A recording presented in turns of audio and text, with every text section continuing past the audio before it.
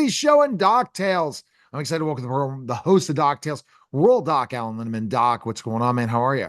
We're doing really well here, Neil. And you? Fantastic. In today's topic, we're going to talk about the book Modern Medicine, which has been out for a while, hasn't it, Doc? But you're kind of giving it another place on that Amazon shelf. Yes, it's getting another place. You're right, Neil.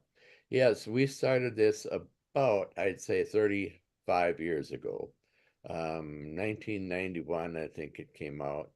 And this we have five chapters, and we talk about the five main problems of medical care. And in those days, we were worried about expense. Of course, you know, room cost has gone from, it was $300 a day then.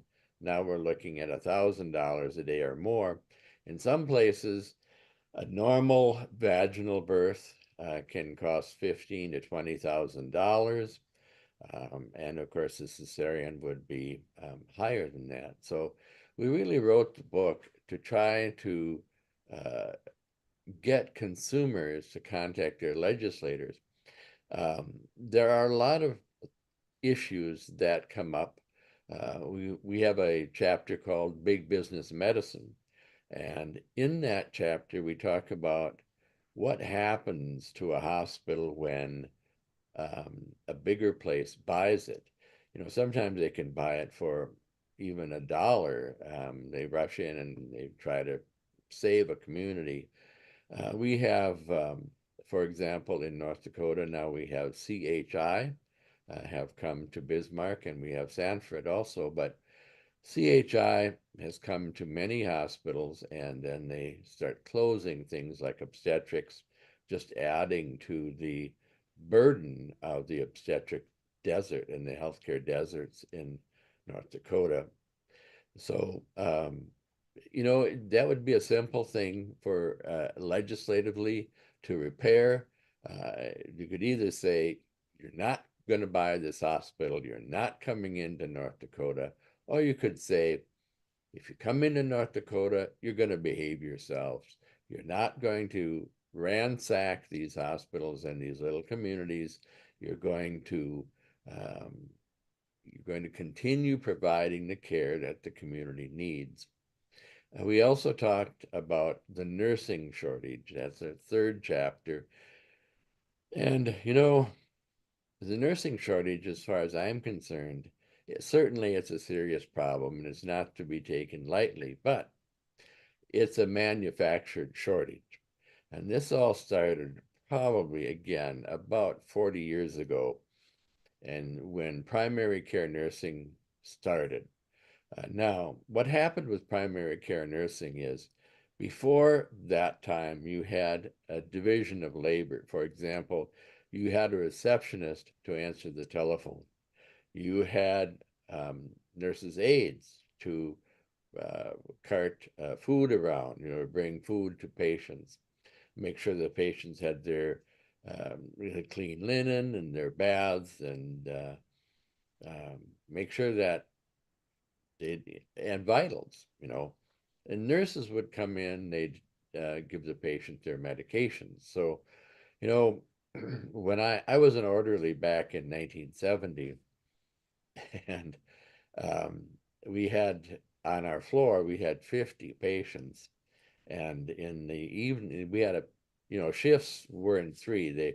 I was on the 3 to 11, that is the 3 p.m. to 11 p.m. shift. We had one nurse, and that's one RN and one LPN for 50 patients. Nobody complained that there were too many patients for per nurse, but we had nurses aides, we had orderlies. Of course, I was an orderly. Today, you would have to have, with this limit of 4 or 5 patients per nurse, you'd have to have 10 nurses to take care of those patients instead of one.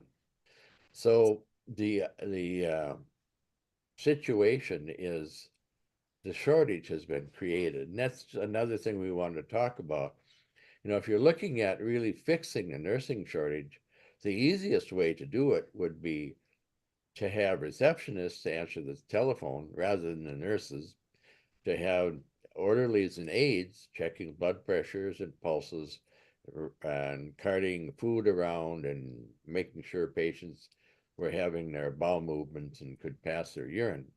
Nurses don't really need to do that, but so we're still laboring under the false premise that there's actually a shortage when there really isn't a shortage. So those are some of the things we talked about. We also talked about lawyers, doctors, lawyers, and liability. Now, the idea that lawyers serve to keep doctors honest is pretty false. Lawyers actually don't add anything to the benefit of healthcare. They do add cost, and they do scare doctors, kind of like, I suppose, a mouse would be afraid of a cat. There's always been that concern. Is a lawyer going to be watching me eventually? And am I going to get my care distorted in front of a jury? But for the time being, the only thing that lawyers do is make doctors worried and drive up the cost of health care remarkably. So we talked about what the average consumer can do to bring down the cost of care. And, it would be very simple to make a law that the lawyer couldn't recover any more than $1,000. Imagine, rather than making $4 million on a case, if you couldn't make any more than $1,000 on a case, not many lawyers would be interested in that, and they also wouldn't be getting rich off of the backs of innocent patients. So, yeah, I think there are things we can do to bring down the cost of healthcare, but consumers need to be active and they need to find their legislators. Now, modern medicine, well, it gives you a lot of tips too, doesn't it? That's exactly what we're talking about, is how to find your legislators. And again, what we've been talking about is exactly what needs to be discussed with your legislators. All right. So pick up Modern Medicine, available today on Amazon. Thanks, Doc. Thank you, Neil. All right. That was a special